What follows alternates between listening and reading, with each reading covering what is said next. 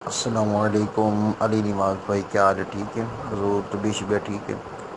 حضور آپ بڑا کام کر رہے ہیں اس مرزا علی قادیانی کے بارے میں، تو حضور یہ بتا دیں جو اس نے یہ حرام خور نے یہ کہا تھا کہ کل 17 رکھتے ہیں مطلب ٹوٹل نماز کی، تو ہمارے یہاں بہت سے لوگ اس کی وہ کلپ سنتے ہیں اور گمراہ ہو رہے ہیں، وہ صرف فرض پڑھتے ہیں اور سنتے وغیرہ نفل وغیرہ نہیں پڑھتے، تو اس کے بارے میں کچھ رہنمائی فرمائیں یا کوئی کلپ وغیرہ بتا دیں جس کے اندر اس کو جواب دیا گیا، مطلب یہ 17 رکھتے ہیں وہ صرف لوگ 7 پڑھتے ہیں 4 پڑھتے ہیں بس، تو وہ کہتے ہیں ہمیں وہ علی مرزا نے صحیح بتایا، تو وہ ہمیں دین بتا رہا یہ، تو لوگ آگے اس کی ویڈیو دکھاتے ہیں مجھے، تو اس کے بارے میں کوئی رائے وغیرہ دے دیں اور کوئی رہنمائی فرما دیں، کوئی حوالہ دے دیں کہ تاکہ لوگوں کو بتائیں کہ یہ سارا جھوٹا ہے، فراڈ ہی ہے یہ وقت کا، تو مہربانی ہوگی، تھینک یو۔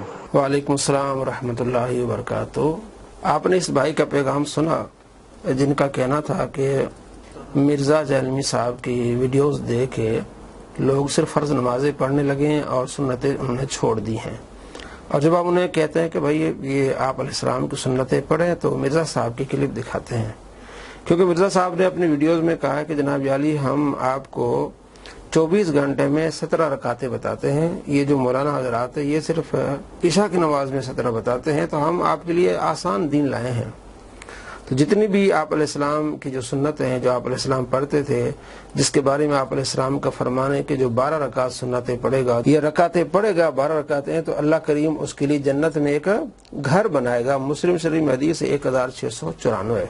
تو مسلمان آپ علیہ السلام کے اس فرمان پر عمل کرتے ہوئے کہ جنت میں اس کے لیے گھر ہوگا تو یہ رکعتیں پڑھتے تھے، آپ علیہ السلام انہیں پڑھتے تھے، بلکہ آپ علیہ السلام کو ان رکعتوں سے اتنی محبت تھی، حضرت عائشہ رضی اللہ تعالیٰ فرماتی ہیں کہ 2 رکعتیں فجر سے پہلے آپ صلی اللہ تعالیٰ علیہ وآلہ وسلم کو اتنی محبوب تھیں کہ پوری دنیا سے زیادہ آپ صلی اللہ تعالیٰ علیہ وآلہ وسلم کو یہ 2 رکعتیں محبوب تھیں۔ احب الیہ من الدنیا جميعا، ساری دنیا سے محبوب آپ علیہ السلام کو یہ 2 رکعتیں، یعنی فجر سے پہلے 2 رکعتیں، یہ عوام کو یعنی یہ تبلیغ کر رہا ہے کہ آپ صلی اللہ تعالیٰ علیہ وآلہ وسلم کی سنتیں نہ پڑھیں تو کوئی حرج نہیں ہے، اور یہی تبلیغ کر عوام یعنی جو اس کے ماننے والے ہیں، ابھی آپ نے سنا بھی، اور بہت سارے اور پیغامات آتے ہیں، میسیجز آتے ہیں، وائس میسیج آتے ہیں کہ جناب علی یہ اس طرح انہوں نے طریقہ کار اختیار کیا ہوا ہے، تو کیا یہ تبلیغ ہوتی ہے کہ آپ صلی اللہ تعالیٰ علیہ وآلہ وسلم کی سنتوں کو چھوڑا جائے؟ کیا یہ تبلیغ ہوتی ہے کہ آپ صلی اللہ تعالیٰ علیہ وآلہ وسلم کو جو چیز پسند ہے، آپ علیہ السلام کتنے اس یعنی نماز کو پسند فرماتے ہیں، اور ابو داؤد شریف میں حدیث ہے 1258 کہ تمہیں گھوڑے روند ڈالیں اس کے باوجود تم فجر کی 2 رکعتیں نہ چھوڑو، کیونکہ آپ علیہ السلام کی اتنی یہ محبوب تھی، تو جو آپ صلی اللہ تعالیٰ علیہ وآلہ وسلم نے کنٹینیو عمل کیا، مستقل عمل کیا، اسے کہتے ہیں سنت موقدہ، یعنی جس کی تاکید ہوئی، جس پر آپ صلی اللہ تعالیٰ علیہ وآلہ وسلم نے عمل کیا، اور محدثین و فقہا کہتے ہیں کہ جان بوجھ کے ان کو نہ چھوڑا جائے، کبھی کبھی اگر بندہ کہیں مصروف ہے چھوٹ جائیں تو کوئی حرج نہیں ہے، لیکن مستقل طور پر جان بوجھ کو چھوڑنے والا وہ گنہگار ہوگا۔ اور مشکات المصابیح میں حدیث ہے 109 نمبر، آپ صلی اللہ تعالیٰ علیہ وآلہ وسلم فرمایا 6 شخصوں پر اللہ کی لعنت ہوگی اور اللہ کے نبی کی لعنت ہوگی، ان میں سے ایک وہ فرمایا جو میری سنت کا تارک ہوگا، میری سنت کو چھوڑنے والا ہوگا۔ تو اب یہ محدثین فرماتے ہیں کس سنت کو چھوڑنے والے پر لعنت ہوگی؟ وہ سنت جو آپ علیہ السلام جس کو کنٹینیو کرتے ہیں۔ مرزا صاحب نے پچھلے دنوں ہی ایک ویڈیو اپلوڈ کی ہے سنت چھوڑنے پر لعنت، اس میں اس نے یہ کہا ہے کہ جناب علی اس سنت چھوڑنے پر لعنت ہوگی جس سنت کو آپ حقیر جان کر چھوڑ دیتے ہیں۔ تو اس جو آپ نے ابھی وائس میسج سنا اس میں کیا ہے؟ اس بھائی نے یہ بتایا کہ اس کے ماننے والے کہتے ہیں اس کی ضرورت ہی نہیں ہے، ہمیں مرزا صاحب نے نیا دین سکھایا ہے کہ آپ نے صرف فرض پڑھنے باقی چیزیں آپ نے چھوڑ دینی ہیں۔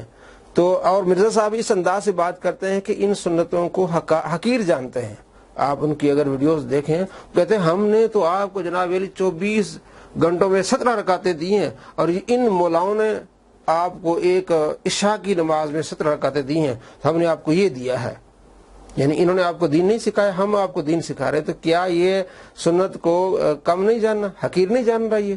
اور اس کے ماننے والے ابھی آپ نے سنا بھی کہ وہ نبی علیہ السلام کی سنت کو چھوڑ رہے ہیں، تو یہ تبلیغ ہوتی ہے کہ آپ وہ تبلیغ کریں کہ نبی علیہ السلام فرماتے ہیں مجھے ساری دنیا سے محبوب 2 رکعتیں فجر کی.